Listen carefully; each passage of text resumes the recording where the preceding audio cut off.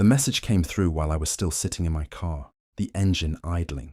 The envelope with the $120,000, check resting on the passenger seat. You weren't invited to dinner.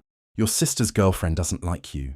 I read it twice, not because I didn't understand it, but because I needed to feel it land properly. Inside the house, I could see the lights glowing warm through the curtains. Shadows moved.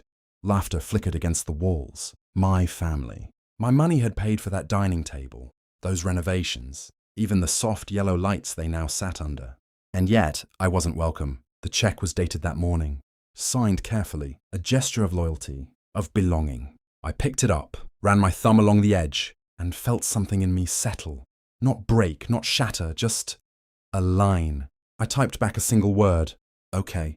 Then I turned off the engine, already knowing I wouldn't be the one left outside. I've always been the quiet one in the family, the one who showed up early, stayed late, and never made a scene. Not because I didn't have anything to say, but because I learned early that my voice didn't carry weight in that house. My sister was the center of everything, louder, sharper, easier to celebrate. I was the one who fixed things quietly behind the scenes, covering bills when they fell short, smoothing over problems before they turned into arguments, writing checks no one ever asked about twice. It didn't happen all at once. It was gradual, a forgotten invitation here, a dismissive comment there, jokes at my expense that lingered just a little too long, and every time I told myself it wasn't intentional. That family doesn't mean harm like that, but patterns don't lie. I was useful, dependable, convenient, the kind of person you call when something breaks, not when something is worth celebrating. That check I wrote that morning wasn't spontaneous. It was part of a larger plan to help them.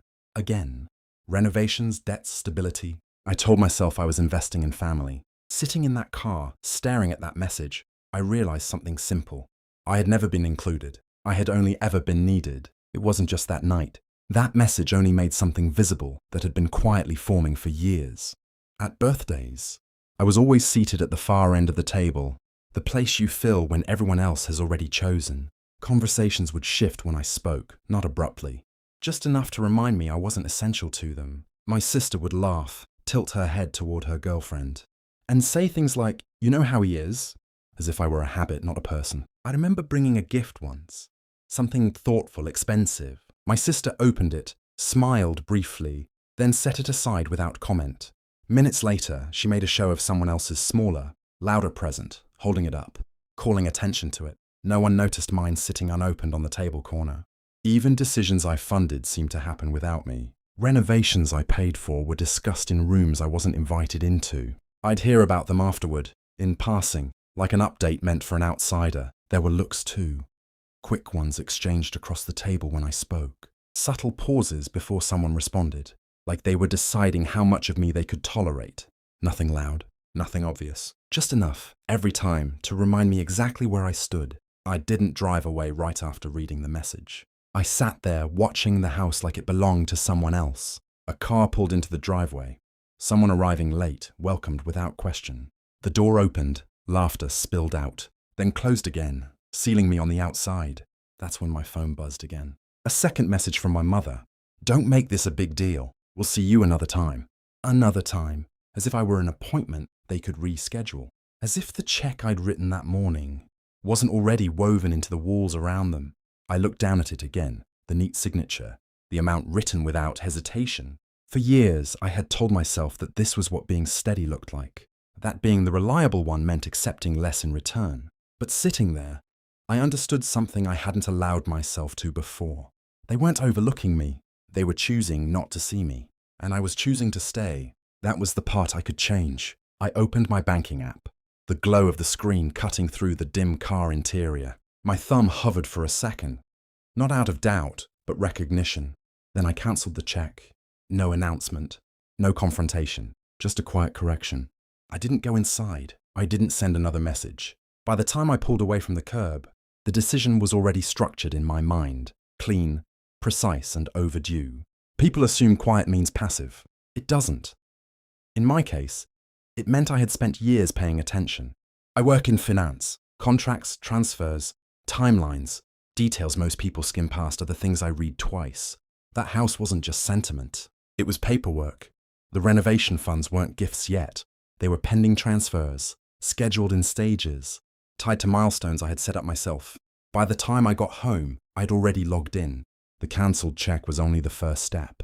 I paused the remaining transfers, flagged the renovation account for review, and rerouted the funds back into a holding structure under my name.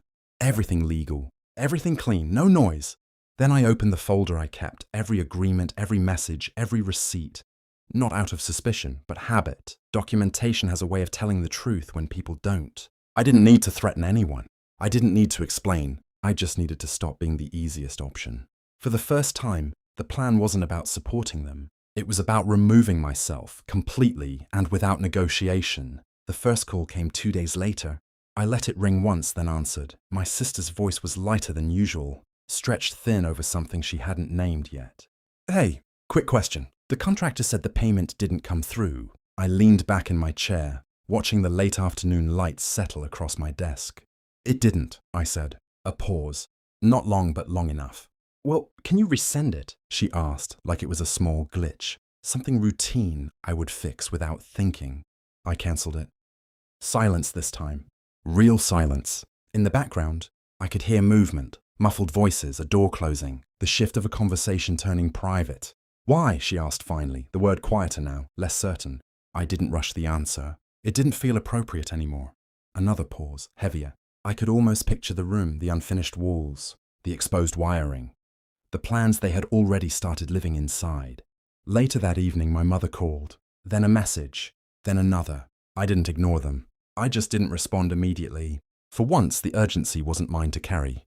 By the end of the week, the house was still standing, but incomplete, paused mid-sentence.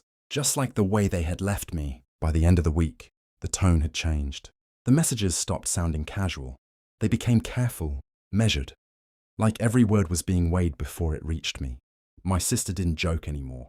My mother didn't assume. Even the silence between messages felt different, like they were finally noticing its weight. I heard things indirectly too. A cousin mentioning how the renovations had suddenly paused. A contractor asking if everything was all right. Small ripples, spreading outward from a single quiet decision. No one accused me outright. That would have required acknowledging what they'd done.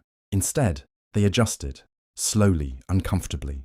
For the first time, I wasn't the one absorbing the imbalance. And it cost something.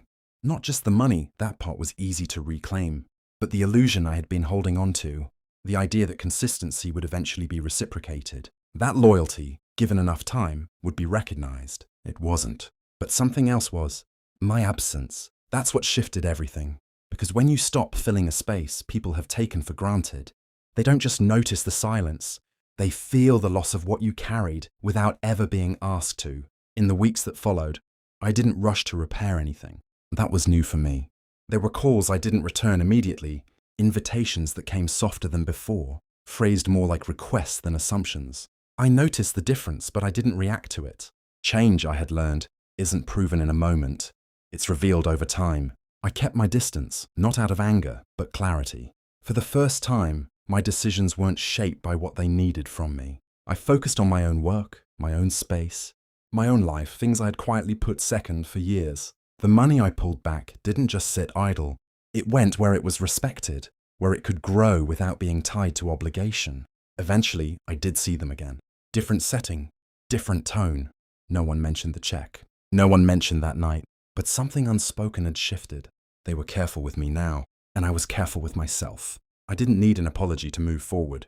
I didn't need closure handed to me, because I had already taken back the one thing they never thought I would, my place in my own life.